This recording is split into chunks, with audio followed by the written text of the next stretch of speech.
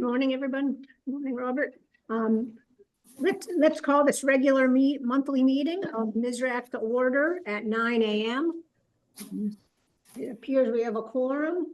I think we have Brian, Norma, and Janet in the physical room, and Joanne and Bernie in the Zoom room. So that makes 5. So we have a quorum. Steve is unable to join us today because I haven't heard from anybody else. Is Renee in the town clerk's office? We could grab her. Yes, I helped. Why don't you go grab her? Carrying a computer and she said, "Why is the door open?" She saw the red light, and I said, "That red light's always on when I open that door." And you guys can hear us okay, I assume, Bernie and Joanne? Yeah, I can hear you. Okay, How many great. people, who's there? Just you, Norma, and Tara? Yes, and we have the new first selectman, Nick, and we have Robert from the Find Living, who's the Well, of developer. course he's there. Yes. Yeah. And Lafredo just went in to grab Renee. Oh, Brian, that's right. We got Brian. Yeah, I'm an alternate. Maybe not. For Coming. for what it means, for whatever it means. She is coming? Yeah, okay. Cool. Okay, so our meeting is, Oh, Tristan is coming in minutes. okay.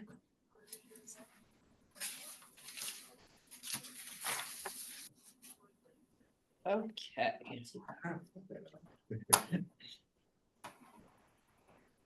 All right, so let's move on to the agenda to approval of minutes of the October 10th, 2025 regular meeting.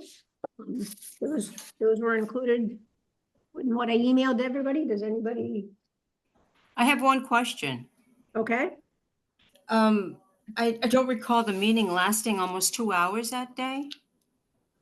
Or did I just miss something? It adjourned at 10:46? That was probably my error. So it's probably 9:46. I believe it is 9:46. I think it was a quicker.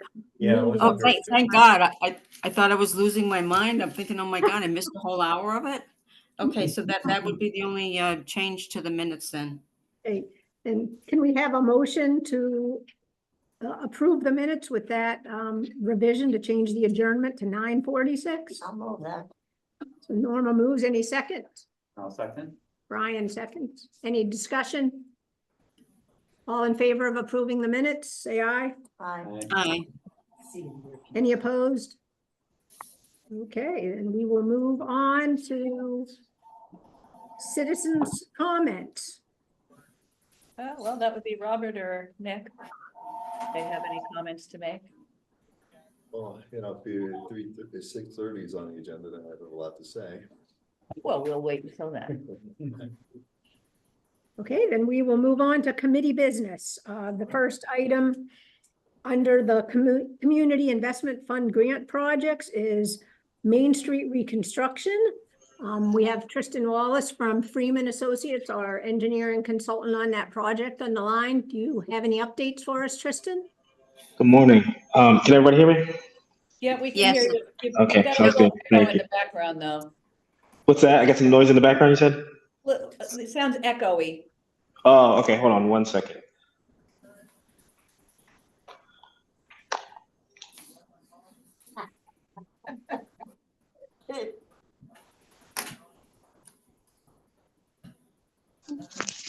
Is that better? About the same, but that's okay. We can hear you. Okay. Well, okay, we'll work with that. So not too much on update on my side. DOT is reviewing our revised plan, so hopefully that's a quick one, as there wasn't too much of a wholesale change to the project. And once we have that final approval, we should be able to finalize everything, the full package of plans. Then I did send Janet our water quality alternative design. I was a little late on that. I apologize. I got a little mixed up on it on some communications from before, but she has those in her hands now, so she reviewed those. And if there's any comments or feedback, we'll try to include that in our final plans as well. But we should be hopefully very soon getting to a final place where we can review the full set and then start working our way towards bid documents.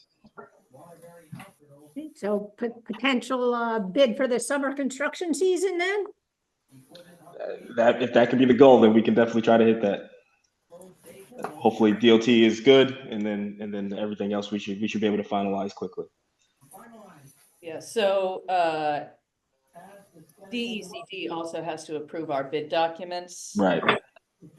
So once he gets his DOT approval, that's one set of approvals, but DECD needs to make sure that whatever bid documents are written up conform to their internal standards, and that includes things like the CHRO language and making clear that it's a prevailing wage job and blah, blah, blah, blah, all down the line. My experience with them is that they're not quick. What we did run into with the sidewalk project was that by the time we got all the approvals in hand, it was really late to go out to bid. So even if we go out to bid in the spring, we may or may not get anybody actually bidding on it. So just be aware. Well, I throw this out there, since they're gonna be probably more concerned with, the project manual than necessarily the engineering drawings. Could we potentially make, a submittal? I mean, last time I think you said the project was 80% complete, so Yeah. we submit 80 or 90% complete to DECD and get them starting reviewing it. Would that make sense? I'm happy to do that. The worst thing that they're Okay. gonna say is your plans aren't complete enough, and then we'll know. But I don't Yeah, think that'd be fair an enough. issue. Can you do that, Tristan? Yes, I can. Yeah, no, I can simultaneously, as we're reviewing some other things, start the project manual components of it, and then finalize cost estimate and all that and all those other documents that we've discussed. Joanne, I'm gonna toss you on mute because you've got background noise. What? You said I have background noise? On mute. Yes, you've got a lot of background noise from the radio. We hear Winnie. Oh. Oh, I'm sorry. I'll turn it down. I'm sorry.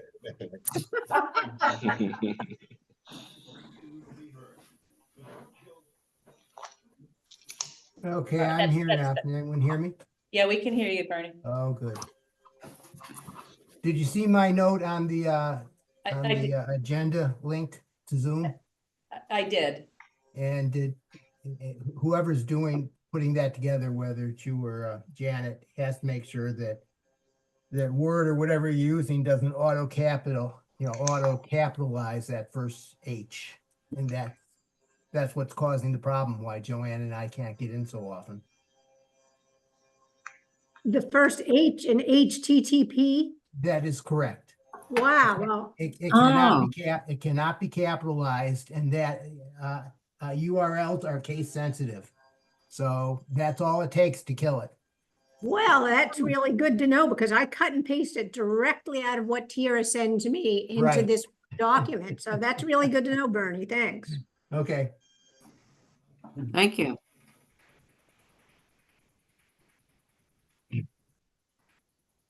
Is there any other discussion or questions for Tristan on Main Street reconstruction, Swanson Park? Anything? All right, well, I'll take a look at the drainage calculations in the plan, and like I said, if you can get together some kind of submission that we can make to Connecticut DECD to review the language of the project manual, that would be great. Sounds good. Will do. Just nothing else, and thank you, everyone. Okay, thank you Yeah. very I much. think we're Sounds good. good. Tristan. Thanks. All right, talk to you soon. Bye.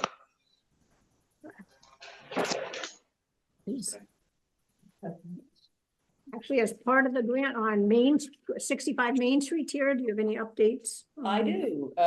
We have a bid open for the remaining architectural design services. Had a pre-bid site visit last week. There were 3 firms that showed up, including the incumbent.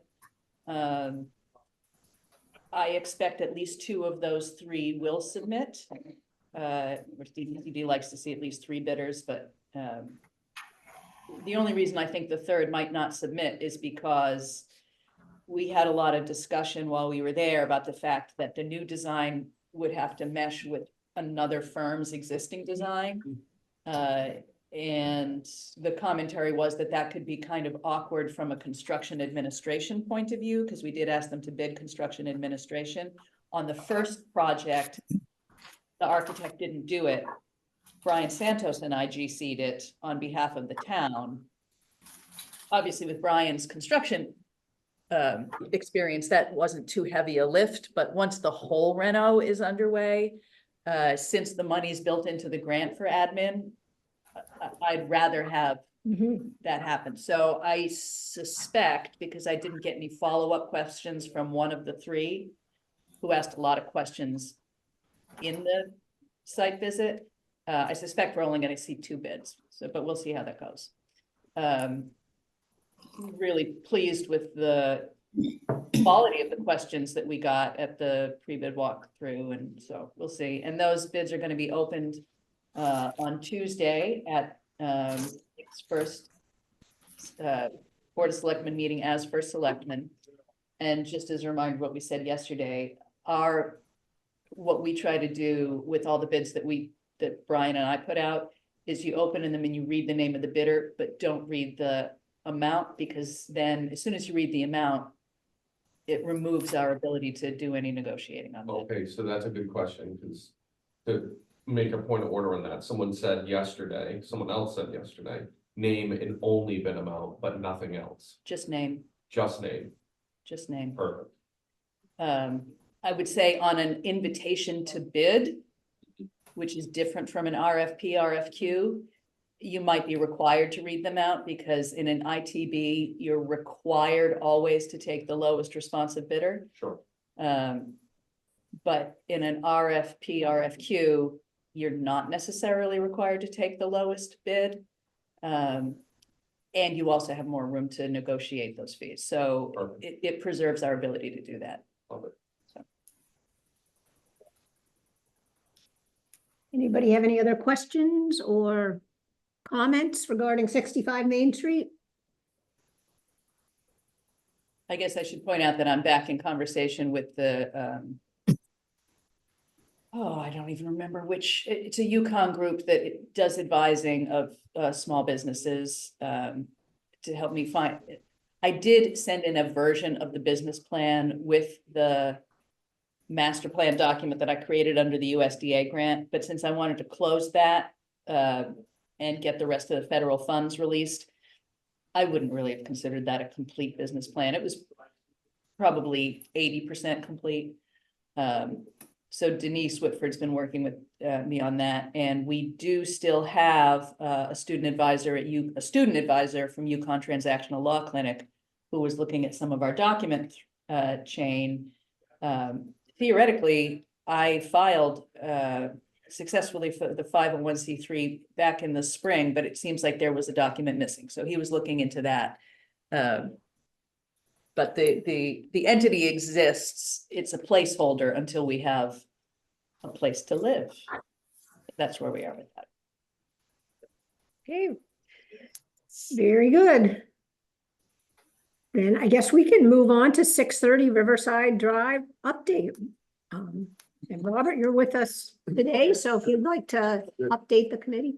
Absolutely. So, since the last meeting, I'm officially the owner of the tax lien. Made a substantial payment to it that basically solidified the contract, which is nice. And I have so I've been doing a lot of homework, a lot of research on this property, and I've got some really good news with it. So first things first is the foreclosure. I'm having the appraisal modified because that's part of the foreclosure process. A demand letter went out to the existing owner, so I'm doing the friendly foreclosure, which is happening. With the tax lien, so I can foreclose the existing mortgage out. We can't find the mortgage holder, so there's nothing I can do to negotiate that, so I have to foreclose them out. Process is going to bring me till about the spring to finally take title, but all wheels are moving with this. Monday, I have a meeting with DECD to discuss potential contribution for further assessment of the site, to kind of, now that the tower collapsed and, now we'll do a little bit more borings around where the building was and stuff like that, just try to get a feel for And show them my conceptual and show them, you know, where I want to build buildings and how I want to do it, how I want to approach it and all that. So I'm gonna get their guidance to kind of feel how, you know, to go about that. In addition to that, Before you go on with that, which group under DEC, are you talking about Benu or are you Benu. talking, okay, Benu, so in yeah. the brownfields so division? so I was with Matt Puglisi, who's the deputy. Yeah. And I was Yeah. with him, not this Thursday, but the Thursday before, and he spoke at a developers forum that I was at, and, you know, him and I mean, I was like the only one in the room that's actually doing environmental stuff. Was that the Chaffaa one that I wasn't able to go to? No, it was that was CHFA, that was for the Build for Build for CT CT. program.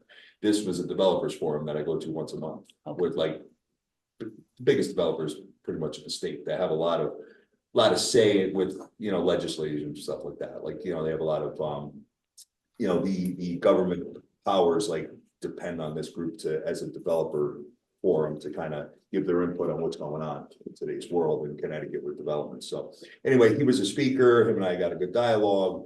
I said, listen, I got, you know, this property and a couple of others. We really need to have a conversation about how to proceed, because we, and Tara had mentioned this in the one of the meetings, that we are one of only 630 Riverside is only one of 7 sites that's actually listed on Advanced CT's website. And that it's a Connecticut certified site, which means that there are a lot of benefits to this site, which are very cool. There's a lot of incentives, a lot of programs that it's going to help not only facilitate the project, but facilitate small business too, which is great. And they're located on James Street in New Haven, which is in my backyard. So after this meeting, I'm going to go and pay them a visit. Advanced CT? Yep. Yeah, oh, Yep. good. Yeah, so because you know, I've reached out to them by phone, by email, haven't heard back yet. So when that happens, I go and pay them a visit. That's how I operate. So anyway, And just to tag on that, it was Advanced CT that opened that dialogue with me and Eversource about potentially doing a geothermal pilot down there. Mhm. So I did reach out via email to the person at Advanced CT and the person at Eversource who were a part of that. I have not heard back from them yet, but maybe after your meeting with Advanced CT, we can get back on. Yep, exactly. So, and you know, to touch on that, so the way I'm building these buildings is I'm doing ductless split units, which are electric, which are high efficient. All right, highly efficient, especially when you do spray foam on the inside. Super efficient. They're like the wall units that you see that look like a, you know, like in hotels, but they're new now, you know what I mean? And they're really good with remote controls and all that. We're doing those in all the, even the entry level homes that I'm building, we're doing those. And if we explore geothermal is very expensive. So the last thing I want to keep these at entry level prices. I don't want to pass this exorbitant cost to a homeowner. So I'm going to be talking with them to see what kind of incentives they'll give me in order to be able to implement that into the site.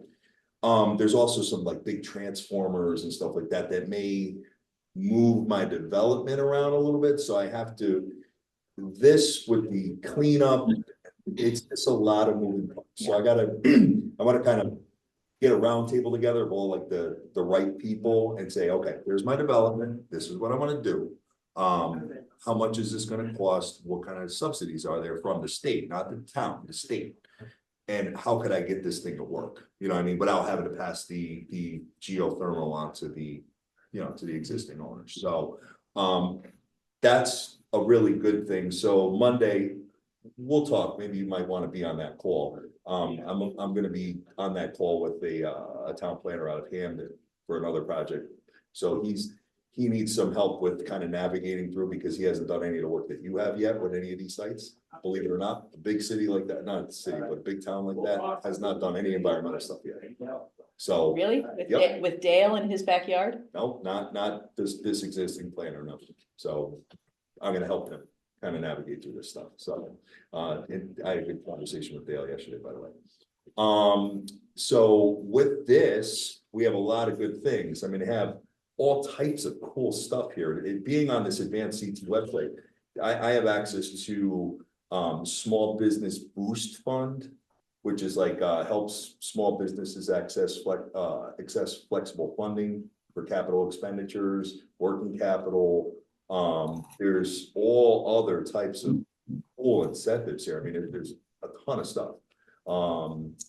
Investment community incentives. There is, let's see, what else? Commercial industrial property assessed clean energy, CPACE funding. There's, I mean, the list goes on and on. I can post this somewhere if you want. But it's one of 7 sites.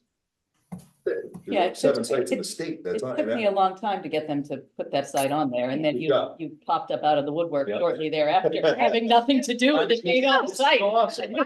I mean, Suggested you do that. I Yeah. remember somebody put the bug in your ear and you went after it. I don't remember either. you should get Yeah. an award for town, for, you know. I mean, you really do a hell of a job here. So this is, and, you know, brownfield remediation funding, obviously, remedial funding, all types of stuff, angel investor tax credit programs. I mean, I've got a ton of stuff. And the fact is that I'm procuring small business and home ownership is exactly what they want. You know what I mean? You know, everybody's doing rentals, everybody's doing, you know, affordable housing rentals all over the state. Home ownership, entry level is like, they're focused on that right now. They really want to do it. That's why they're coming up with all these programs with like build for CT, homes for CT. It's really, they should differentiate these things. They build for CT, homes for CT. I'm like, well, come on. So homes for CT is a program where they're trying to like provide funding for infrastructure to help developers bring the cost down of the road so we can actually sell units to people. I think I know what you're talking. Is that the stuff that's in the new bill? I didn't see that in there. They just passed it, so I haven't had a chance to really dive into it, but I know that there's a lot of parking stuff and embedded in that. But I have it on my desk. the problem is with build homes for CT is it's limited to 10. It's focused on like emerging developers, so it's only up to 10 units. So I mean that wouldn't be applicable for what I'm doing, but they're big on procuring home ownership. They're big on it. And I'm actually myself and my colleagues from Montego Construction, who are a massive construction company out of Waterbury, we are actually going to be almost spearheading a roundtable with a lot of, you know, members of DOH and CHFA to try to come up with a program where it's not just 10. We could do a whole development. You know what I mean? Get the infrastructure funded, you know, at least somehow, some way, because roads are $9,000 a foot. It's freaking nuts. It's insane. So subdivisions just don't make any sense anymore unless you're building like multi-million-dollar homes. Like I want to build entry-level homes for entry-level purchasers, 500 and under for single families, and condos, you know, 249, 349. That's where I want to be. So I got a lot of work to do, but the thing is, I am going to have a lot of people behind me to get this thing over the finish line. So I'm excited. Awesome. Yeah. Any Yeah, questions? yeah. Sounds like you're really doing a lot of research and trying to bring a lot of parties together. It's pretty exciting. Well, it's a team. You know what I mean? Like I said, just to get the tax lien, we had a team, which was all you guys and the residents. Now we're gonna get the state involved. So Great. keep it moving. Yeah, so the thing in the bill is definitely different from what you're talking about. In section 15, not later than July 1st, 2028, the Secretary of OPM shall establish and administer a housing growth program to provide grants and aid to assist municipalities in paying costs related to the construction, improvement, or expansion of public infrastructure, including but not limited to water lines, sewer lines, roads, bicycle and pedestrian infrastructure, and transit infrastructure associated with the development of new dwelling units as defined, blah, blah, blah. So it is a different program, but similar in intent. And so the homes for CT program is still rough. They still haven't, like, they're still trying to figure it out. That's why my friend Joe Faola, who is business development director for Montego Construction, who I may be bringing in to help me build these things just to get them done, you know, depending on how quickly we sell them. Him and I are really trying to get this whole thing together for them. And you know, to handcuff you to only be able to do 10 units is. If they really want to make some progress, you know, 100 units, 200 units of homeowner. Of the, you know, I don't want to say, you know, things that people can buy and stay within their means of their income. Well, I mean, for whatever it's worth, it sounds to me that it's just a different emphasis because there is a lack of small, what I would generally call neighborhood scale developers because of those cost prohibitions. So I think that there are programs available for that the large developers have access to, even if it says pass-throughs from municipalities, like what we're doing with, well, it's not a pass-through anymore, but like what we're doing with River Mill. So I'm not super surprised that the state would be trying to get something off the ground that actually does income building for the small local guys, because that's a complaint we hear all the time. And it's one of the reasons that a lot of people don't trust developers. Oh, it's this big company and they're gonna come in and they're gonna railroad us and blah, blah, blah.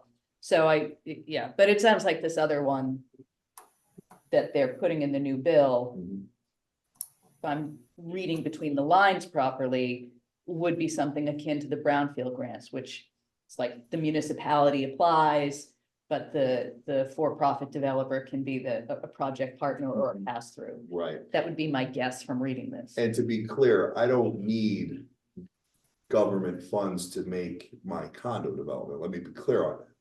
Because I'm not doing roads. I'm doing a private, you know, parking lot for my development that the town does not need to spend any money on, you know, plowing or any of that. That's all HOA. So I don't need, this is just for other things down the road. I think I could be a big advocate on helping them, you know, down the road for other things. But to do the site plan with geothermal and the environmentals and placing my development in a certain manner, which is attractive, you know, I mean, there's a lot of work involved, which I'm working on. And, you know, quite honestly, geothermal would be awesome. I just got to get it to pencil out. Right.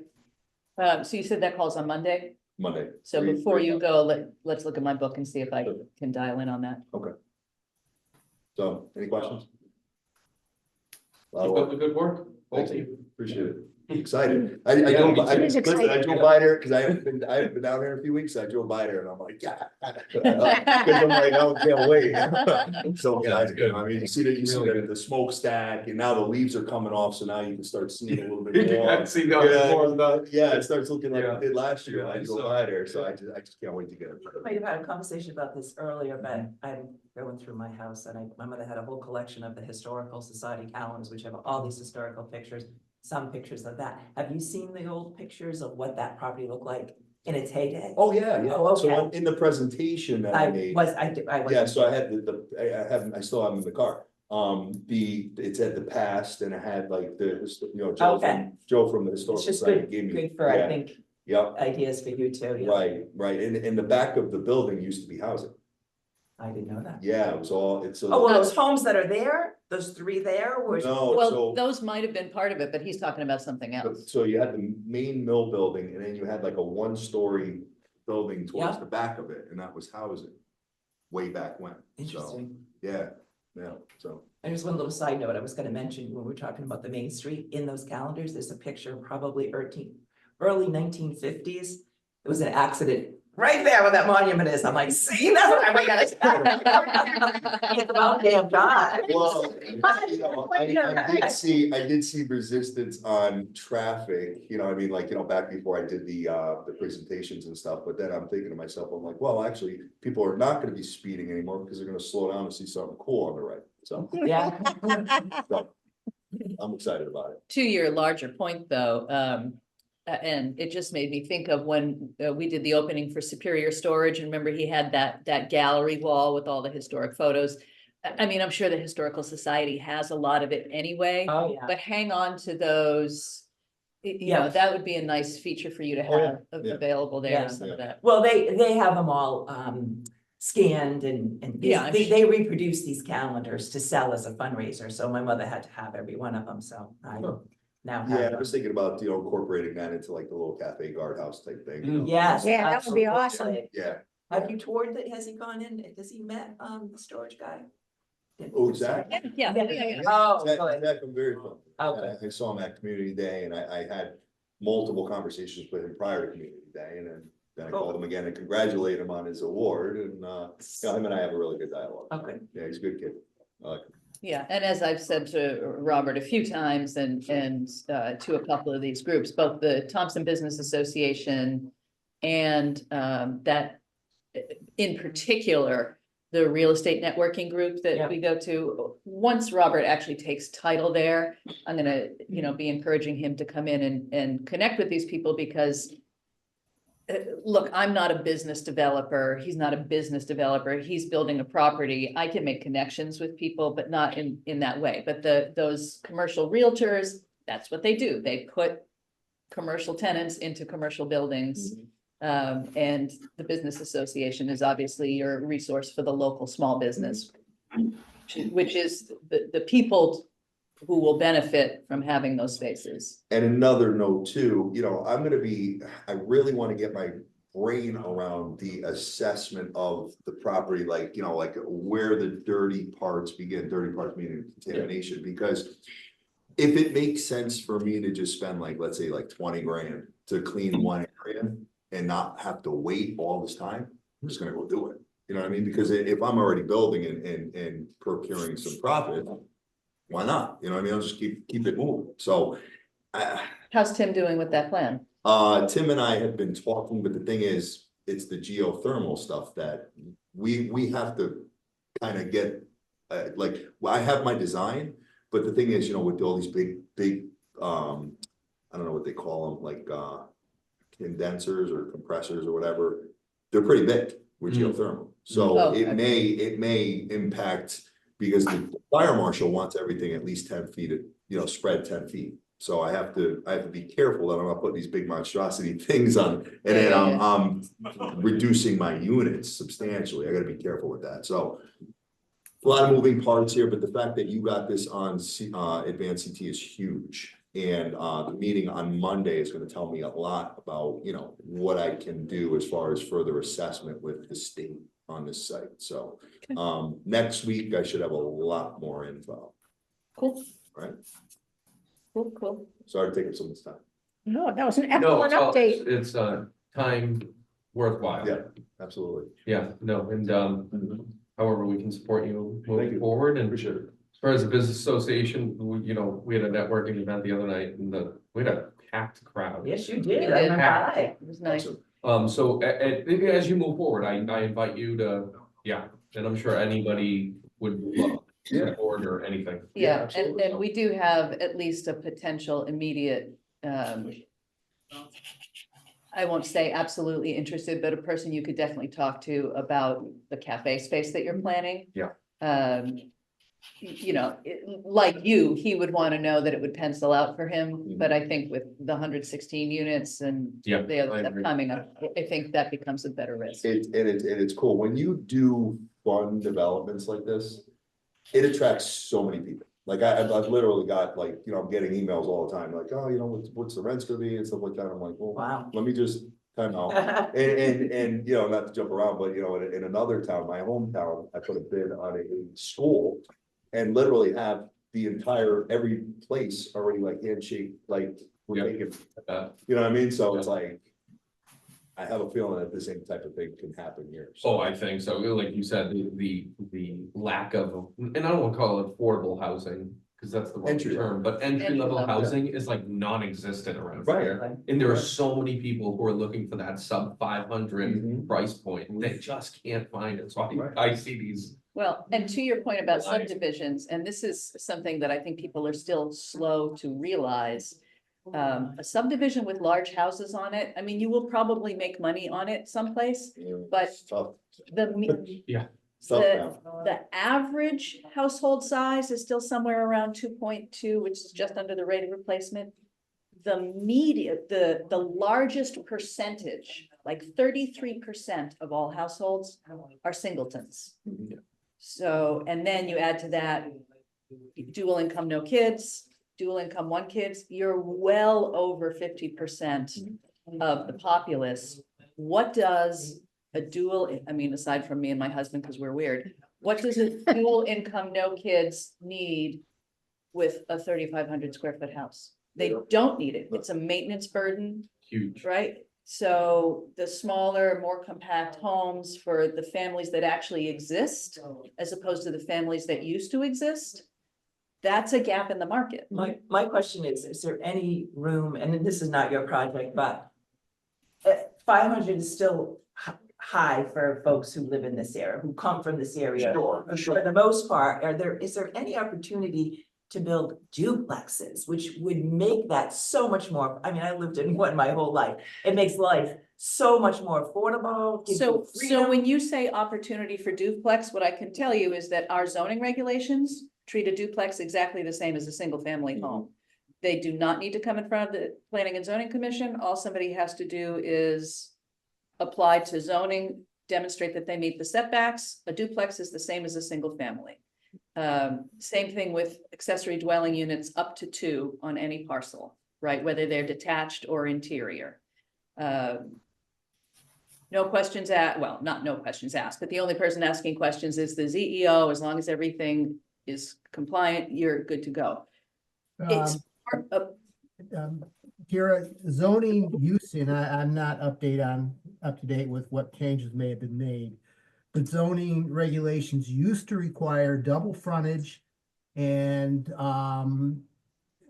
double septic systems, if I remember correctly. Is all that It was- eliminated? It was twice the area and twice the frontage, but that's no longer the case. that hasn't been the case since at least 2020.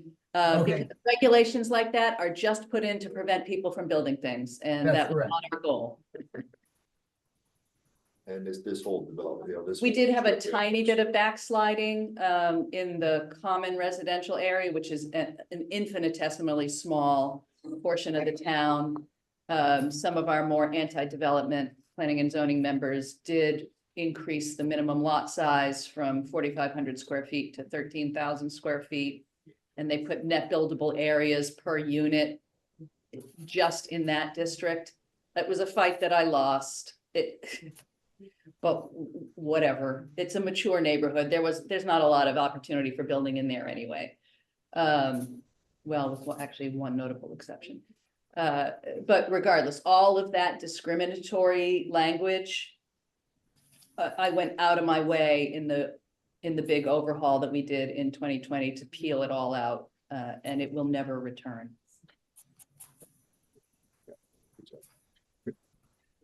So, and we have water sewer up and down Route 12, so, Yeah. and it's underutilized, so it's perfect. Yes, please, Yeah. help us. It'd be Those good. of us on the sewer line. Yeah, exactly. Yeah. Yeah. Oh, and then another thing too is I was just talking to him, also, I have a gentleman that, builds fiber networks for internet.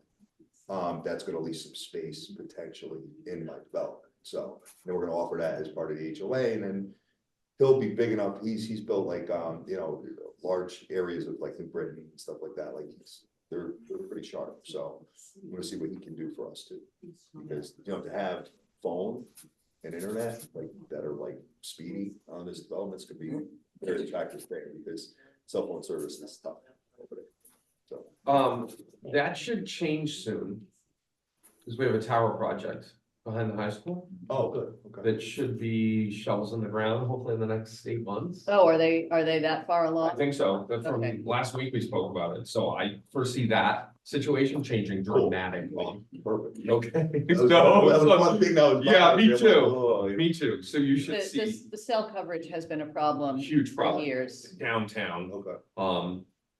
If you have Verizon, it seems like it's like we're going back to 1980. But yeah, that should be, by the time your project is complete, that should be well Yeah. done. Perfect. So All right, good. That's still a Verizon tower. I don't know. I think it's a private tower that leases space to carriers, Right. from how it was explained to me. Got it. But that should be very soon. Sweet. Verizon is the one that is the issue. It is. Well, AT&T. T-Mobile, It I is. don't get it either. T-Mobile, yeah, T-Mobile. Yeah, yeah.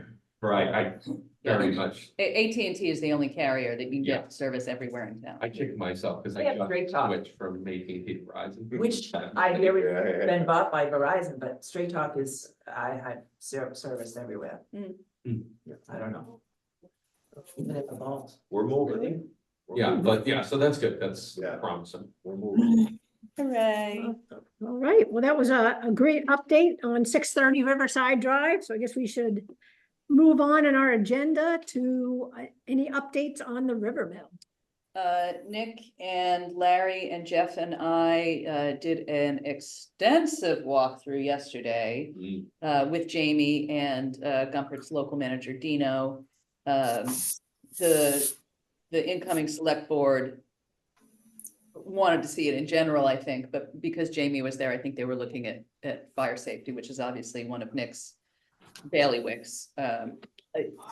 Every time I go in there, I am now in parts that I have not been in before. It's so expanded. It's We like were there from 9:30. 2. I got back here around 1, Did you? Yeah. but we spent about 20 minutes chatting in the parking lot. So yeah, so 9:30 to 12:30, walking through there. I mean, it remains what it is, right? It's a giant, massive safety hazard in the middle of the town. As I think I reported at the last one, the WPCA did vote, as it turns out twice, to agree to settle the sewer arrears for essentially 50 grand out of roughly 200 some grand. Pam, Gumpert's attorney, drafted a settlement agreement, which Slater now has, and he's just making sure that it's the proper form. Once that's complete, I'll give it to WPCA for their comment, although they voted on the amount, so the amount is the amount. It's really just, I think the only real variable is how long they'll give him once the agreement is signed to present the check. I have suggested by the end of the calendar year, because that is also the time frame in which he's supposed to close the tax arrears, the back taxes, not the taxes going forward, those he would keep current. But John has not specifically replied to that, and Pam was, gonna press him on that. So that's still fill in the blank. That seems to me like a reasonable one. That piece is now one of the things that's hanging up the grant contract. 2 documents from the developer, by the way, all of which have been given to DECD before, but what happens is so much time elapses between when we give, and the town's had to do this a couple times too. So much time elapses between the time that we give them the document chain that legal views the documents as stale. So we have to go and get them again. Town is now up to date again.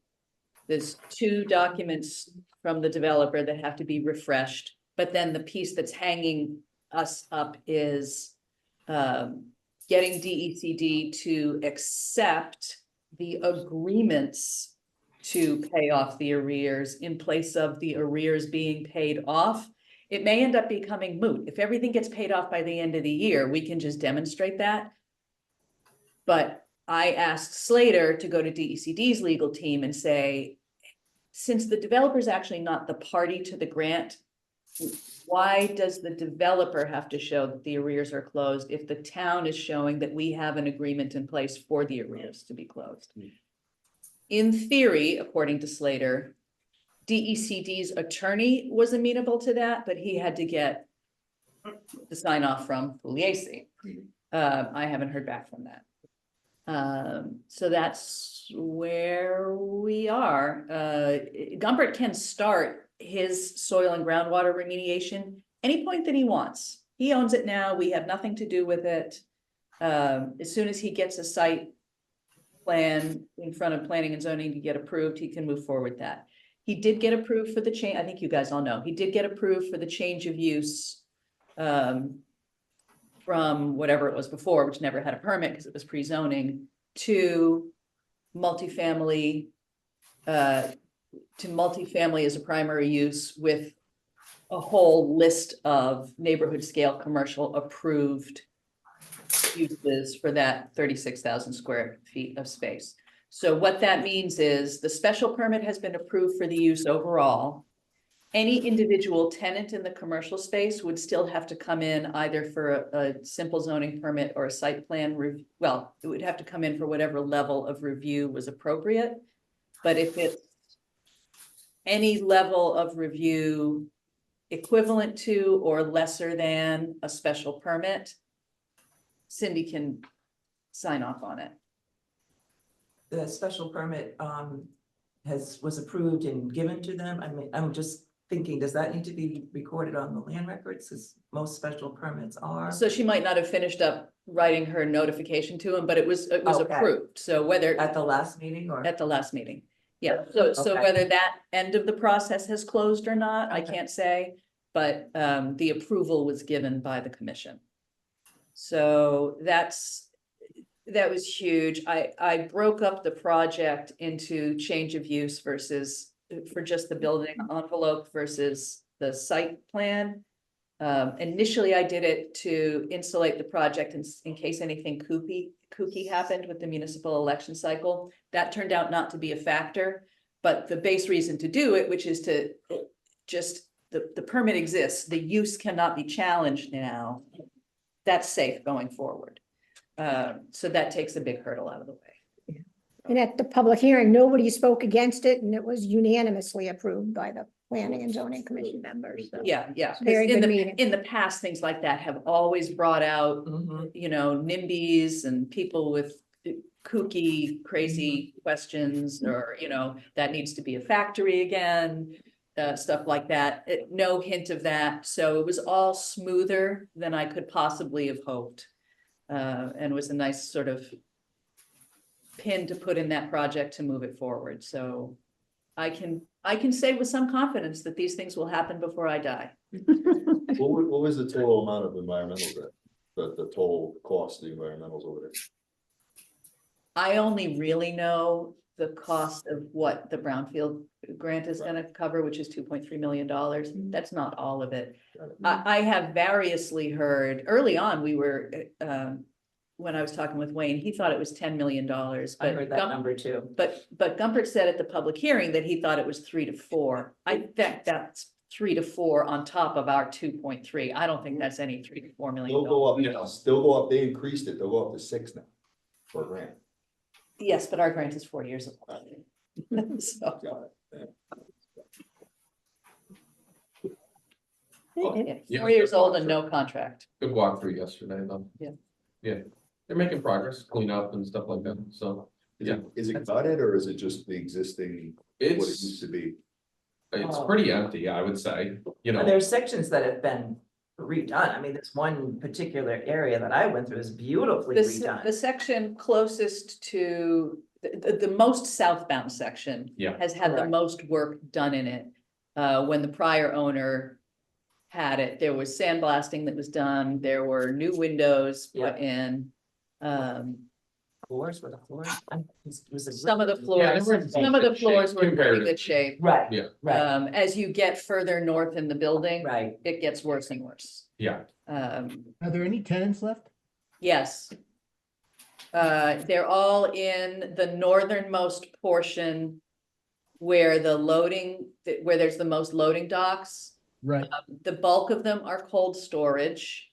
Hmm. There are a couple of people running small distribution businesses out of there.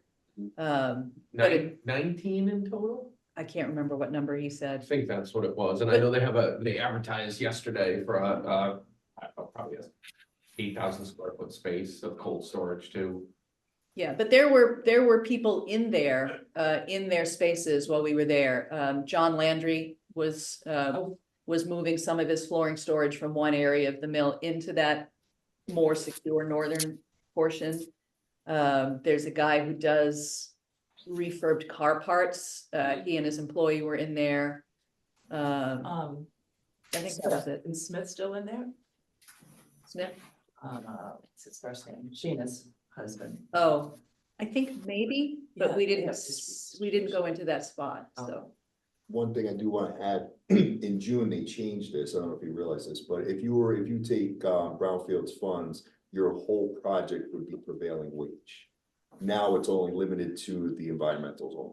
Yeah, I did know that, but our grant is older, Nice. so we decoupled it as a pass-through Oh. before they made that change, so we're not going back. Right. It's just. That was Yeah, a 'cause the prevailing wage, you know. for a lot of I these did know things, that. kicks- Oh, yeah. kicks your butt, you know what I mean? So it's like you try to stay out of prevailing wage as much as you can, but now with the bill, there's the unions want to get involved too, so that's gonna help drastically increase the prices on some of these things too. Renee and I have talked about this extensively. I have very mixed feelings about the whole prevailing wage issue, right? Because I'm super like pro-union, I'm pro-living wage. I understand the purpose of the prevailing wage requirements and statutes. But in effect, that it was killing large It projects. is. Not so much that the grant funded stuff would be subject to. I think everybody always understood that it was tying the requirement to the rest of the development Right. that Right. was absolutely toxic. Yep. And that was one of our delays, was uncoupling the original pass-through yeah. structure to an award just to the municipality. It is what it is. Well, I'm Yeah. glad they finally changed it though. Yeah, and Yeah. so what would happen is, you know, cause I'm just putting together a contract for a mill in New London. The guy, the original developer, he only took up to $1 million because it doesn't trigger the prevailing wage. So he literally got 2 million, but he gave $1 million back. He didn't want it. That was the Yeah. thing that was Yeah. happening. Yeah. I mean, Oh, so yeah. It's like, penciled out better if I stayed out of prevailing wage and only took $1 million. So that's been $999,999. Yeah. Yes. crazy. Yeah, But, whatever I can do to help, you know, facilitate this for him too, because 332 units is gonna help my businesses and mine. Absolutely, it's just all ties in. Well, so speaking of you and Gumpert and Licamelli, so Yeah, they've Licamelli, been in. he has been in again recently. Apparently 962 got foreclosed on, but he bought the note back from the bank, so he owns it again. I do think he wants to sell it, but regardless, he has apparently discovered that there is an issue with the capacity for electric utilities throughout the region.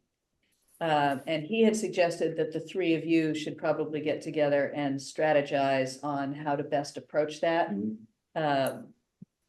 So I didn't want to forget that. He was supposed to send me an email describing exactly what it was, what exactly the issue was, so that I could push it to you guys, but I haven't received that. So since we're here talking about it, No, absolutely. be aware that is something that is also probably gonna have to be worked around. Yeah, and I'll talk to the people at Advanced CTO, put that in there.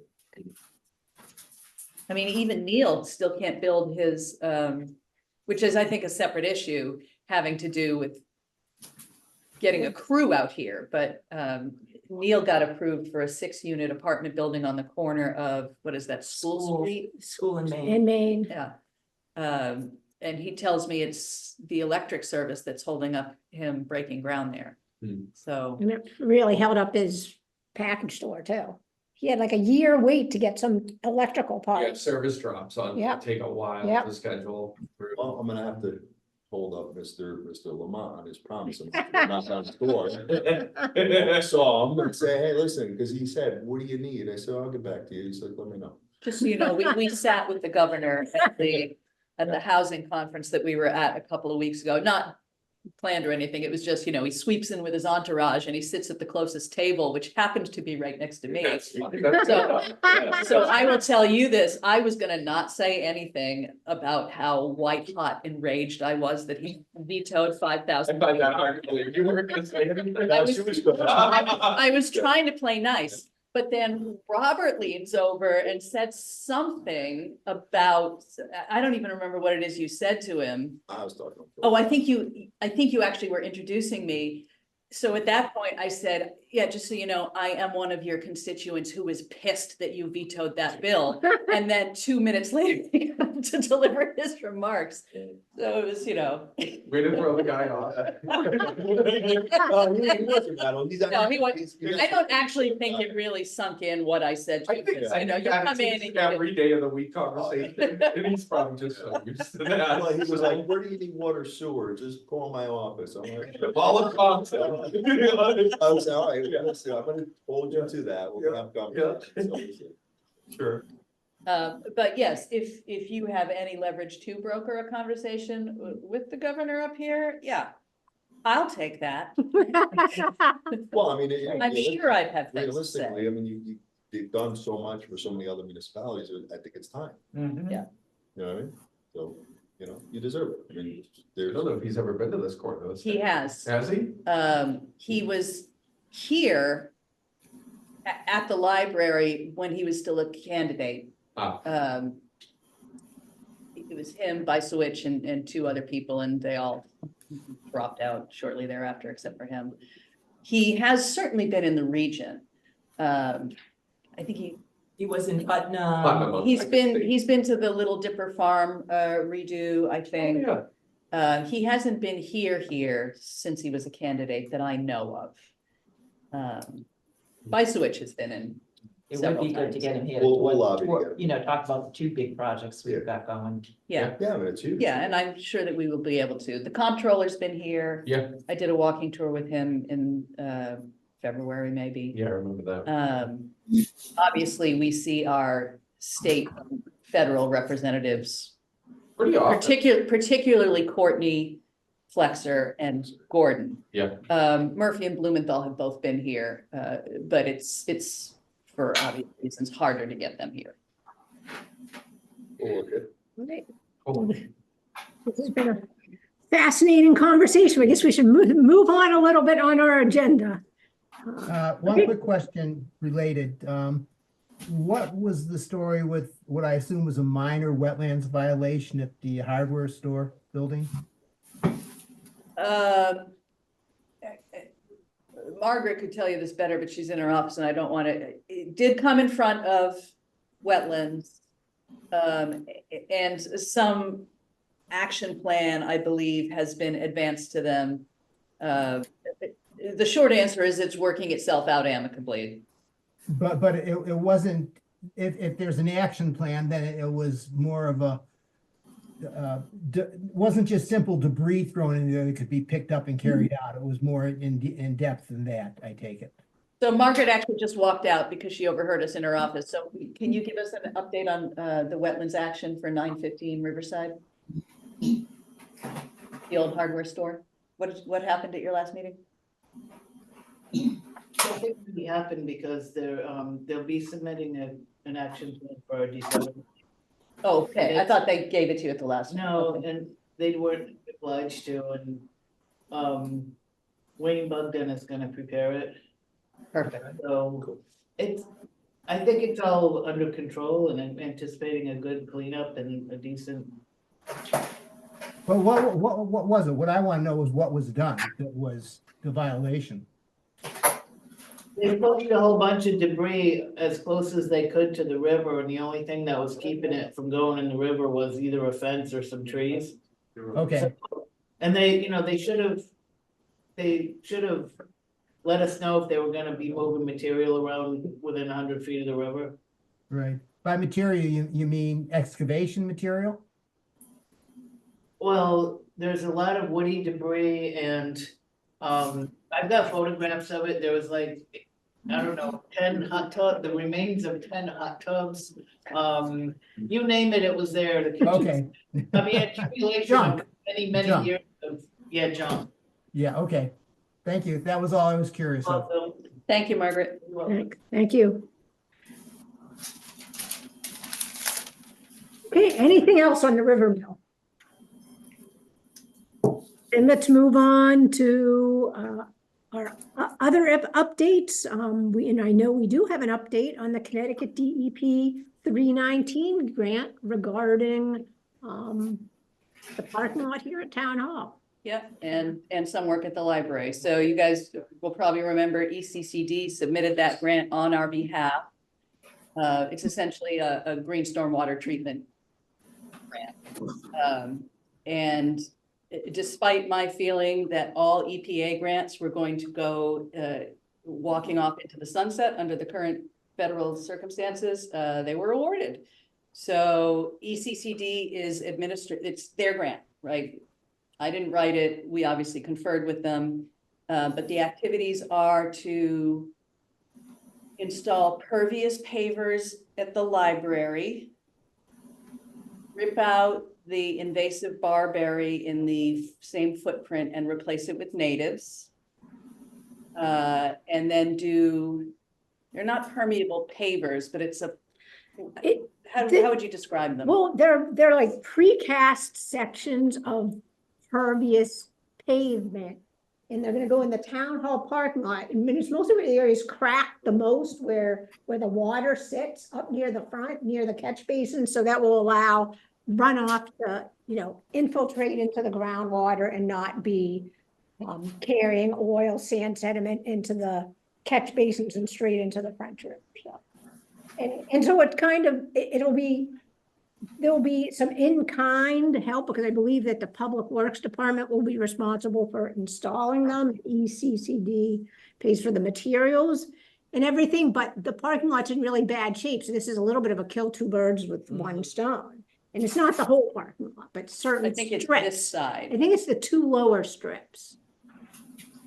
I'd have to look at the Right. plan, but So that will, So would that be an opportunity for us to think about getting them paved? That's not included in this grant, it's just putting. well, the this is a type of strips pavement. It just is in that- pavement. Just in that little, in the strips. They're pretty big areas. They're as big as a couple parking spaces at least. Boy, I get that, I'm just talking about The rest of the the total parking. deterioration of the parking Yeah. lot. While our new first selectman is sitting Well, there. I know we had conversation the other day about crack sealing and pop sealing the parking lot. To kind of get us through, rather than a whole relay, but that came up in conversation the other day. I'd like to hear a little bit more about these permeable pavers and kind of the effectiveness of how we're gonna plow this part forward, because in my experience, they were not necessarily the easiest thing for a four-season. so I can, I'd like to hear more about it because. yeah, so we probably should circle around anyway, now that the grant has been awarded. I mean, Joe knows that the grant has been awarded. But I don't think since we submitted it, it's been top of mind for him. So getting it in his work plan for whatever period they're gonna tell us, I don't think that they have the funding received yet. It's like everything else. You submit your work plan, you get it approved. So I don't know what the time frame is that ECCD is proposing now, but making sure that that time frame meshes with Joe's, and then also asking those questions. So we're Because just, I'm sure there are answers to those. it's more of a grant just for product, it sounds like. No, it's a grant for product and installation. It's just that there was a match requirement. So the municipal match was a labor in kind match. Sure. That Joe agreed to from DPW. Which has a cost to it, yeah. Right, Rich, Yeah. right, so they To us. so they calculate the cost, Yeah. and that's considered the match. But I'm sure it hasn't been top of mind, even though he knows about it. So having the conversation is a refresher to get it on whatever schedule it needs to be on, and resolving those other questions. But to Renee's point, because I'm pretty sure it's this side only. In the I would have to refamiliarize myself with the final iteration of what was submitted, because ECCD had an engineer working with them. Sure. And we all met in the parking lot and everything. He went back, did calculations, and then came up with the final configuration.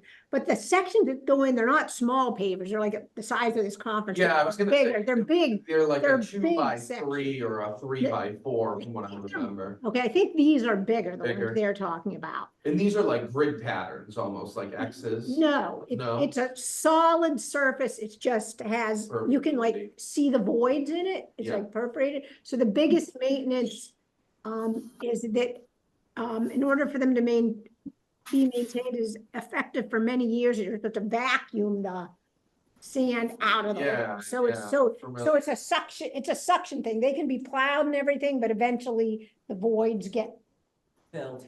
plucked and you run a vacuumer over it, and But again, to Renee's point, which is separate from how it's plowed or whatever, if we're gonna be improving a portion of the parking lot, right? The parking lot improvements are a thing that keeps getting punted.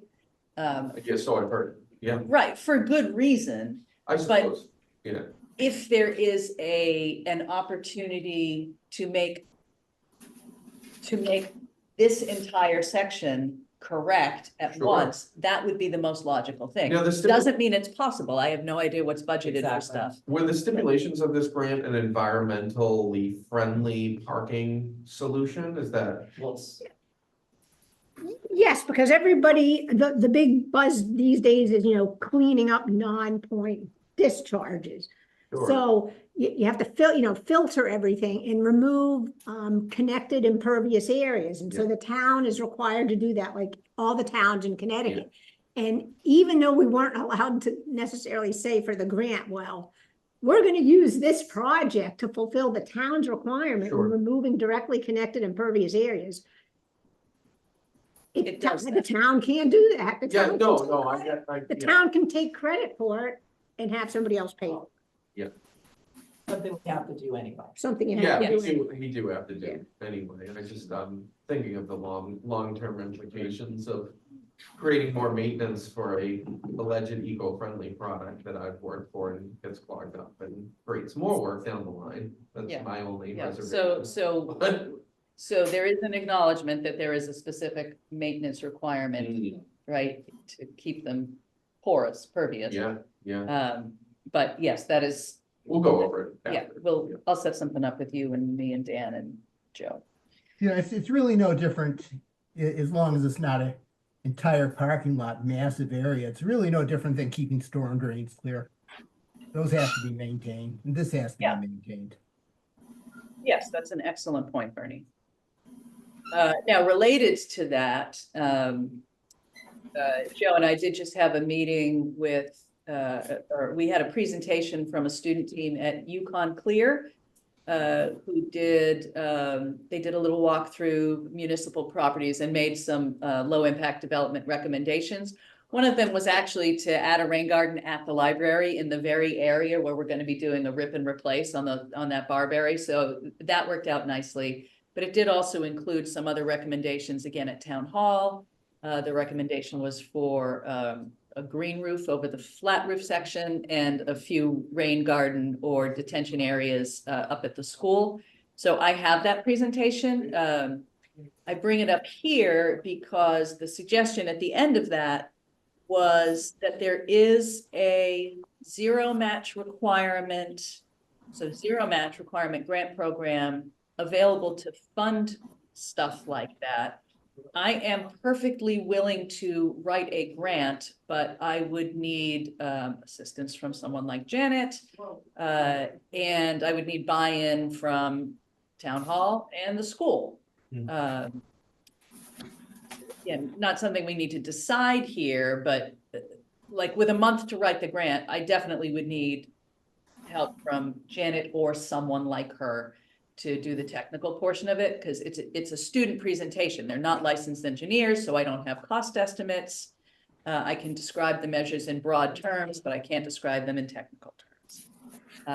Although they did include some calculations in there, I believe, right? Yeah, yeah, I mean, if you can put some time into it, I can put some time into it, because again, this is one of those like low-hanging fruit, potentially opportunities for the town to fulfill their DEP MS4 requirements for disconnecting impervious area. The other, if grants aren't used, then the town funds are gonna have to be used, so, this. Yeah, this so could- again, Any way I can help you, I'd be more than happy. I think the key point here is though, if Janet is willing, able, and available, because she is our technical expert, I can write any grant you want. Yeah. If I'm just throwing generalities out there, it's Yeah. not gonna get funded. Right, yes, I can assist, Okay, very good. I will put Putting that, you on the hot seat Right. today. right, well, it's Yeah. related to the committee too, because it's Yeah, this area. It's Right. It's the Yeah, mill sites yeah. development. right. It is. I read the student report. I mean, all of the areas Actually, I think it was surprisingly practical. Some of the UConn student reports are a little pie in the sky. Yeah. But they honed in on some, practical solutions. Yeah, so the other piece of that is you and I are gonna have to talk to Bill Birch about it, because most of it was related to school property. Yeah. And that's not DPW, that's their own maintenance crew, and they may or may not be as sort of mentally connected to the idea of the MS4 stuff, so. Yeah. The benefit to the town would need to be really articulated to them, I think. Great. We'll get there. Okay. Okay. Well, so I guess we can move on to E, other committee business. One thing I did want to bring up is the Ask Me Anything. We should just tell everybody that, what is that? Is that December 3rd? It's the first Wednesday of December. Some of you will remember it from the last time we did it, which was in March of 2020, immediately before the world shut down. Yeah. Hopefully people won't jinx us. I I haven't, don't think I can take that. I haven't heard of any rogue microbes. No, but, yeah. So so for those of you who don't remember it, it's exactly what it sounds like. It's town staff, mainly department heads, not entirely, but mainly department heads, and members of the volunteer boards, commissions, and committees, preferably the chairs, but others are welcome to attend as, and it's an opportunity for the public to come in an open house and literally do that. Ask me anything. We're doing it under the blanket of the America 250 project.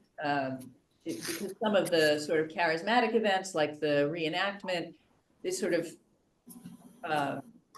focus on the historical event or events leading into the American Revolution. But from my perspective, and the only reason I was interested in getting involved in the America 250 thing is like, what is the meaning of the events, right? And the meaning of the events was, it was the first modern democracy. But as we discover in election cycle after election cycle and issue after issue, the bulk of the people who live in our democracy have no idea how any of it works. And that creates anxiety, which creates hostility, which, so the first step of it is the Ask Me Anything, an opportunity for people to just come and ask questions. Our obligation is to answer them as fully as we can in that moment. We'll be feeding people. And then the goal is to lead to, and this was the goal of the first one too, but then COVID, is to lead into something called the Citizens Academy, which would be a series of weeks with deep dives into one particular topic. So hopefully we'll get some topics out of the Ask Me Anything, which are of specific interest. And then we'll fill that in with things like, my idea is to look at where we need volunteers and do a deep dive into, this is what this committee or commission does. There is an opening on this commission and committee so that by the end of however many weeks it is, 4, 6, 8 weeks, whatever, there will be a crop of people who not only know more, but may be interested in doing more. The Citizens Academy will be contingent on whether there is enough interest coming out of the Ask Me Anything. But that's the goal. So yeah, December 3rd at the library, food and nosh, and just socializing from 5 to 6, 6 to 8, sit down and run the questions. So, yes, I sir. would like to add too, if we can get some kind of citizen to kind of figure out like what they want as far as small businesses are here. You know what I mean? Like, get everybody's input, what would be your, and try to, fill the spaces accordingly. I think that would help, and I think that would make the businesses more inclined to come. Is that saying that you would like to be a part of the Ask Me Anything? Because if that's what you're saying, I will add you to my RSVP list right now. We could have the conversation. If that's not what you're saying, I'm- if that's not what you're Yeah. saying, that's fine. I Yeah. think we should do that. Yeah, But in the context of this, I'm a team player. I know that you are, but it's Yeah. a night in December.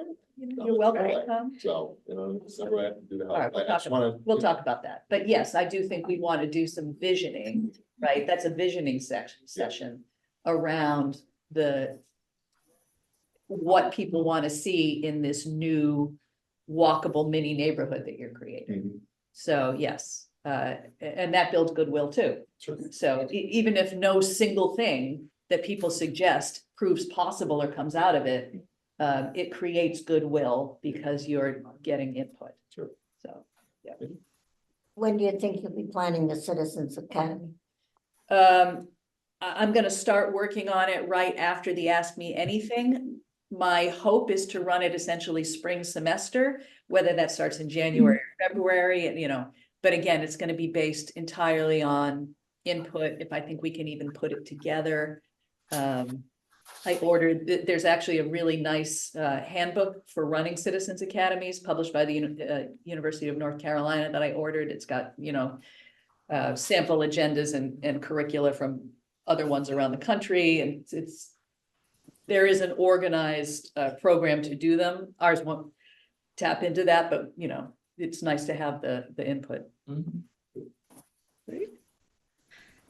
Yeah, I guess the other item that I had, we've been meeting really regularly. We used to meet like nine times a year and skip a few months. We've been meeting pretty regularly, and with the Ask Me Anything and other work on this grant, I was wondering if anybody had any objection to skipping our regularly scheduled December meeting of MSRAC and just picking it back up. Oh, I don't know.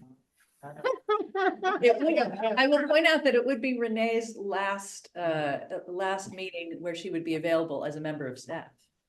Well, that doesn't make a difference. I'm I'm still a resident. I'm just, yeah, but I can't For go the in time and, being, I can't go in and So we'll grab see you when you January. forget the meeting. no vacations in January. I don't know, I'm just Yes, that's fine. throwing it out there, because it seems like the Main Street project is going on, doing its thing, and So let's cancel the meeting, and if something critical comes up, we'll call a special meeting. that's correct. If something critical comes up and it needs input from this committee or a vote by this committee, we can absolutely hold a special meeting at any time. So where are you going, Janet? I'm not, it's not that I'm going anywhere, I'm but I can, just I'm actually not going anywhere. Not till ski season starts. Killington's open. February. I do believe, since it's a part of your meeting calendar, that you have to vote on that for the minutes. Okay, Would you not Make agree? that motion.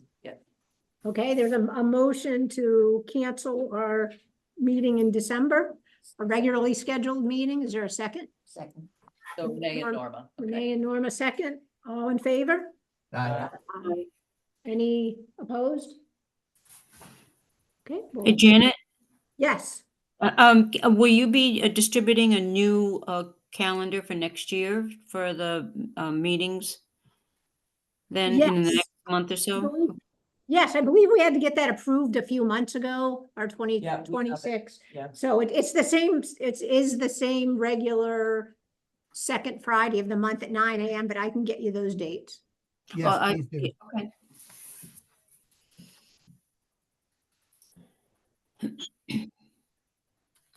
Okay, then if there's no other business by any members, I would. I have a question.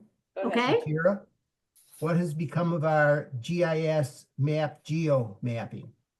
When you click on that link going from Inland Wetlands Commission, click on the GIS link, it takes you to the map geo site, and you click on the map geo and it says it's not there, talk to your town. Okay, so that means that there are places where we didn't find it. NECOG is hosting our GIS now. It's fixed in the main places where people get there. Which is where?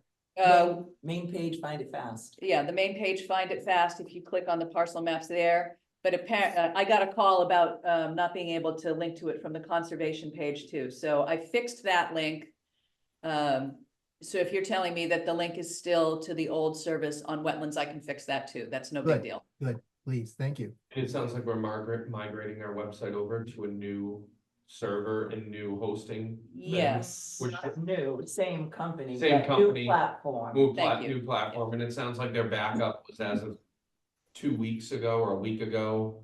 So some stuff might have not got saved and carried over. We had a conversation about that yesterday. I don't know if you guys had been made aware of that yet. We have been, I haven't looked But, into what yeah. Marie sent around neither. that closely. So, but I- yeah, yesterday we had a pretty in-depth conversation. So they did a backup before they did the migration, I think on November 5th. And so changes were made between November 5th and say today. Those wouldn't have carried over, I believe, and there's like a big thing, so. And the new one hasn't launched yet. That's correct. So I would just maybe hold your horses for a couple of weeks till we get full rollout and then make your updates, because they won't be backing up and servicing current, if that makes sense. No, it doesn't. Yes. They should be, but that's okay. They should be, yes, I agree. But that's a little bit of the backstory there, and I know Marie was gonna follow up about because people were uploading minutes and videos and a whole bunch of Right. stuff and we're gonna actually have to kind of go back and fix a couple things. Okay, well, none of it will be hard to fix. It'll just be No. a matter of finding it and Right. and updating it, yeah. Where under find it fast, what would it be under? I'm looking at that now. I'm not seeing anything really, anything. Parcel GIS, maps? Yeah, parcel Parcel maps. maps. Parcel maps. It's like Got the it. Thank you. second Yeah. link down all the way on the left. You got it. Parcel maps, GIS mapping. Yep, NECOG, thanks. All right, then, anybody else have any other comments or questions before we adjourn? Yeah, I just wanted to call attention to the bill that was vetoed, 5002, has now been replaced by Bill 8002. It has passed the House. I don't know that it's passed the Senate yet. It is a weaker pro-housing bill, but it's still much better than what existed before in the state. I received a link to the full text 2 days ago, and I started sort of going through and highlighting and making notes to myself.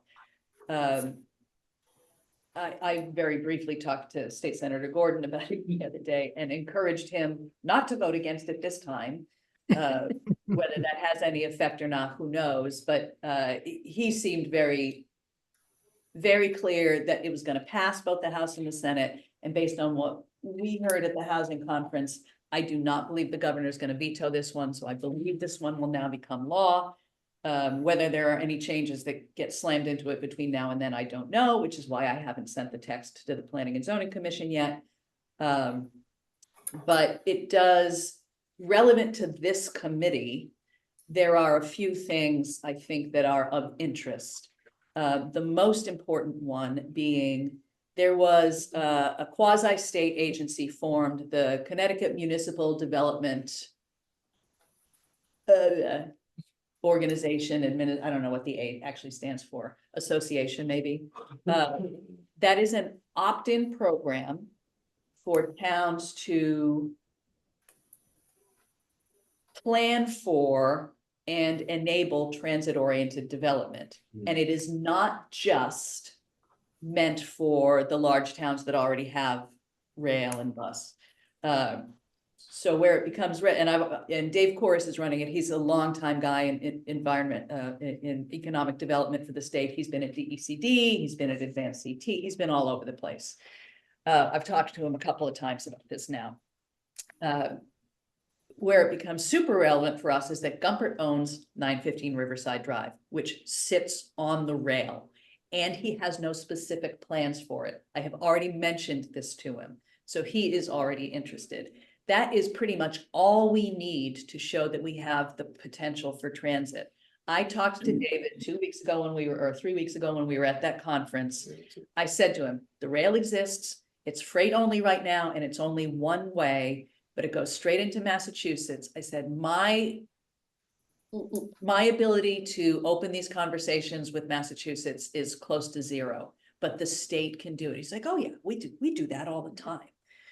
So the good news is it is not a town meeting opt-in. The select board can opt in by resolution, and then we get access to essentially their very high level advice. How do you look at your regulatory structure? What kind of incentives are, like, you get access to a lot of very, very high level advice. So That's part of this new bill. the transit-oriented development stuff is in there. The association already exists and the opt-in already exists. It makes it a little easier and it ties getting involved in transit-oriented development or housing growth plan zones to getting extra access to more funding. So there's a lot of incentives for towns to do it. But it's tied to housing development and neighborhood development, mixed use, walkability and transit. So you're saying is that our board of selectmen could opt to go in now?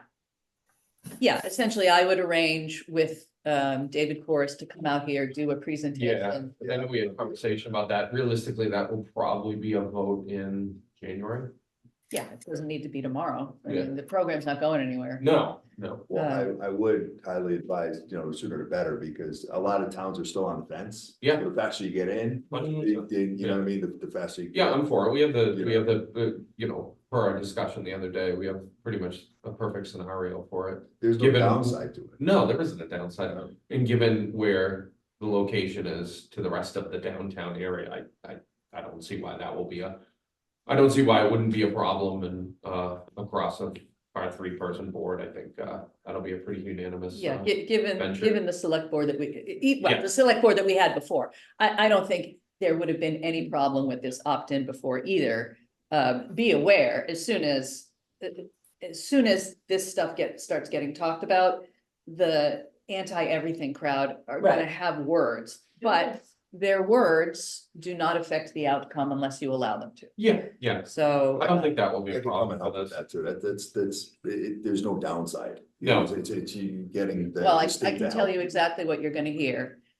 We're a farm town, we don't wanna be like Worcester, like It's this. just the drag, it's just Route 12. You have Exactly. all country and you have one little, not a big deal. Robert, my friend, you are preaching. to You're the so choir. logical. You're so logical. You walk down. Every- Go get my haircut downtown. Cool. All right. Everybody sitting at this Yeah, table right. knows that. It's the larger conversation.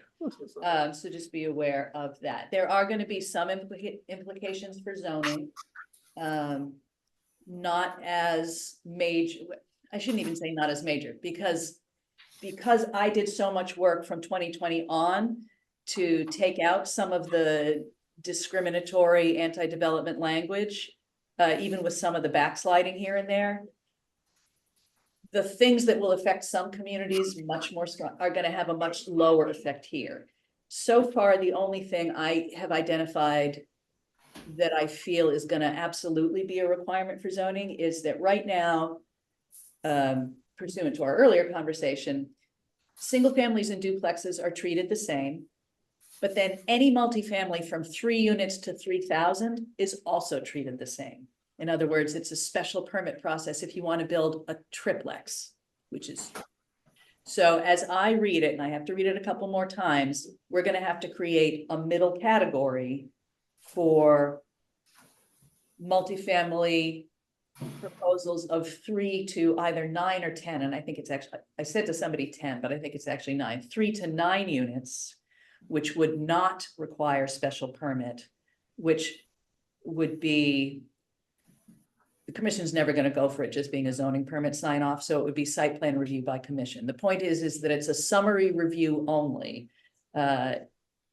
So all it has to do is come in and demonstrate that it is compliant with the regulatory structure that you have. There is no special permit process. The public cannot come in here and say, if we have a triplex in this neighborhood, the world is gonna end.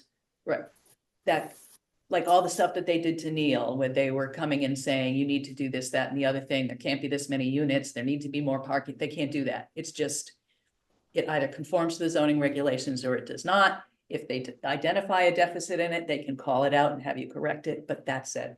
That looks like it's gonna be a thing that they do. The only one that I can conclusively identify, there are some opt-in things where if we opt in, they might have implications for zoning, but I'm a little fuzzier on those. And the faster we get David on board, he's very close with the governor too. So He is. that's a good. Well, that was gonna be my next That's- thing. He wants to make a vote in January, so we probably need to get this guy here sooner than later. You talked about inviting him. Is that what you said? Yeah, I mean, So- it'll be dependent on schedules, so. Yeah, Right. realistically, if we wanted to get it on an agenda for the selectmen's meeting for December for a vote, we would need it by December, realistically, for the second. No, it's not gonna be, there's no way it's gonna be the second. No, I don't mean the second, I'm saying the second meeting of the Oh, month. okay. Oh, yeah, So we yeah. probably need it by the 12th. First and third, yeah, so we would need it to be on the agenda by the 12th, which gives us, You- Exactly you 4 need weeks. 48 hours ahead of the agenda, 48 hours ahead of the meeting is what you need. 48 business hours. yeah, which would be the 12th, Friday, Yeah. at noon? No, Friday at. I mean, Yeah. that's assuming he's available to come. So that would give us, But from yes. today, that would give us exactly 4 weeks to do that. Okay, I can reach out to him. Yeah, so if you guys can, I'll push it through, yeah. I'm more than happy to expedite it on my end, if we want to have it by that second. Well, first and third meeting, so, Yeah, and it is gonna be schedule dependent, obviously, but Yeah. we can use that as a benchmark. I'm happy to do Yeah. that. yeah, I've been holding back on it because I wanted it to occur after the board churned, not because I thought the prior board would vote it down, but because they had like things they were wrapping up, so I just wanted it to be a clean, yeah. here we are. moving It's just forward. easier, Yes. you know, that way we know what the project is moving forward and whatnot, like, it's. You know what I mean, it's like, I know I have a lot of stuff to be caught up to speed on, you know what I mean, like. It's a the parking first lot. thing that this select Yeah. board can own. Sure, So sure, amongst a million others. as far as the process, does that zoning piece have to happen before the board opts in? Or is that all? The zoning piece that I think has to happen is unrelated to the municipal in. development thing opt-in, yes. Oh, okay. That's just language in the bill, That you're gonna have to do regardless of opting in. correct. Okay. So I hope if I this got thing that tied gets signed, together. it gets signed soon because because we pay fees now to have our online regulations updated, Yeah. right? I've told them very clearly, you can only do this once a year. They have the moratorium on the cannabis microcultivator coming up that has to be either extended or released by March 20th, which means it has to be voted on at their February meeting. So that would include any and all changes going into the coming year. Okay. So hopefully he will sign it soon, because I'm not gonna put it in there until I know the ink is on the bill. Right. But that is one that I do expect they're gonna have to look at. Yeah, let's just look closely at that union thing, that's important. Yeah, well, That's. like I said, I got it 2 days, I got it 2 days ago and I've read through half I'm of telling it, you, so. You know, that's. That's actually really realistic. I forget the exact number, but it is like 8 or 9 units that you don't need to become a community water supply system. So for rural communities like this, that don't have public water supply, those type of small multifamily projects of like 8 or 9 can fit into a well environment without going to the public water supply. So that's actually going to be a really good, meld with our rural zones. But over 6, you need an engineered septic, right? Over No, 6 units? No, almost, an engineered septic is dependent on soil conditions, Okay. not number of units. All right, There is certain limits, if there is certain limits for the gallons per day for a project, which state agency or local agency reviews it, but I see, okay, the engineered septic system is based on soils gotcha, primarily, we did. so. I guess if, hearing nothing else, this was a really great meeting and got a lot of ground covered, so make a motion to adjourn. So Second, Okay, we Norma and have Joanne. Norma and Joanne, all in favor? All right. aye. Aye. Any opposed? Okay, we'll see you guys soon. Have a nice Thanksgiving, everyone. Take care. Take care. Lovely weekend. Run back to my office for a meeting, so.